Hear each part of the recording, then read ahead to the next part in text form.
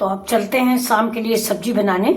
तो ये आलू है, मटर है और मूली के पत्ते और थोड़े से मूंगफली के दाने, जो भी घर में मौजूद था उसकी सब्जी मैंने बना ली है, जो कि देखने में भी सुंदर है, खाने में भी अच्छी है और हेल्दी भी है। तो चलिए देखिए मेरा वीडियो, बनाते हैं सब्जी हम।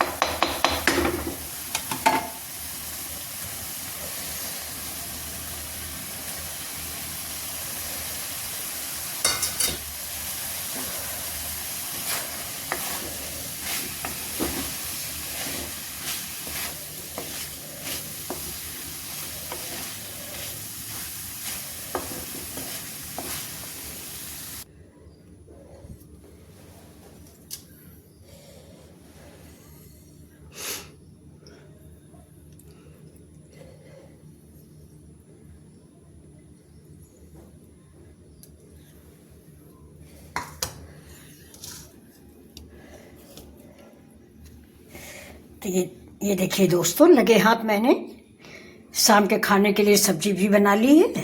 ये देखिए, बहुत ही टेस्टी सब्जी बन के तैयार है। ये देखिए आप, ये देखिए बन गई मेरी शाम की सब्जी। और ये डाल देते हैं हम ऊपर से हरी धनिया। ये देखिए लाजवाब सब्जी है।